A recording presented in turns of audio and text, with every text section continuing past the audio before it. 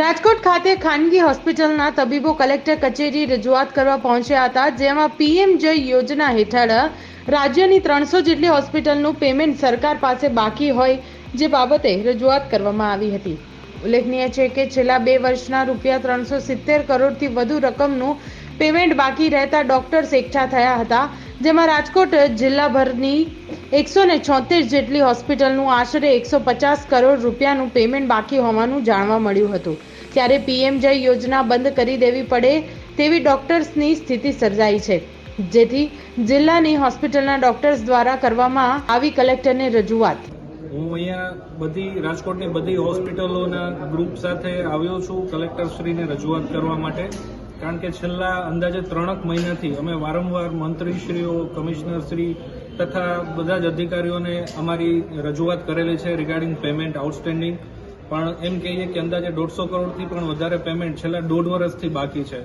જે રીતના એમઓયુ થયેલા છે ગવર્મેન્ટ સાથે કે ઇન્સ્યોરન્સ કંપની સાથે, એમાં એ લોકોએ પોતે રાઇટિંગમાં એવું સ્પષ્ટ આપેલું છે કે જો 15 દિવસમાં પેમેન્ટ ના મળે તો એ લોકો વ્યાજ ચૂકવવા માટે પણ રેડી છે, પણ વ્યાજ તો સાઈડમાં રહ્યું. અહીંયા તો જે મહેનત કરેલી છે, ઓલરેડી સર્વિસ આપેલી છે, એનું પેમેન્ટ પણ અમને સમયસર નથી ચૂકવવામાં આવતું.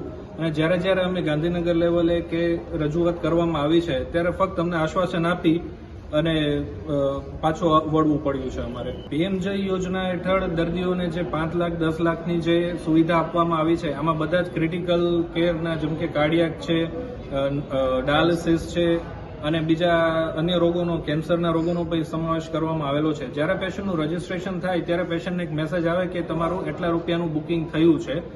પેશન્ટને બી ખબર પડે કે એના કાર્ડમાંથી એટલું અમાઉન્ટ છે બુક થયેલું છે, અને જેનો મેસેજ હોસ્પિટલને પણ આવી જતો હોય છે. પરંતુ જ્યારે આ 6-8 મહિના પછી જ્યારે અમે એની અપડેટ લઈએ ત્યારે એ પેમેન્ટ અમને સમયસર મળતું નથી, અને મળે છે તો કોઈને કોઈ કારણોસર એમાંથી કપાત કરી લેવામાં આવે છે.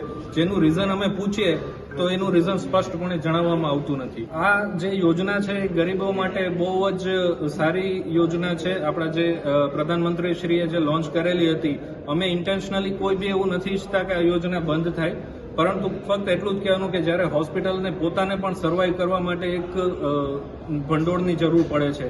જેમ એમએસએમઈના રૂલ્સ પ્રમાણે અમારે વેન્ડર્સને પેમેન્ટ કરવાનું હોય છે, હોસ્પિટલો પોતે પણ એમએસએમઈની અંડર રજીસ્ટર્ડ થયેલી હોય છે. તો કયો રસ્તો લેવો એ અંગે અત્યારે કન્ફ્યુઝન સખત ચાલી રહ્યું છે.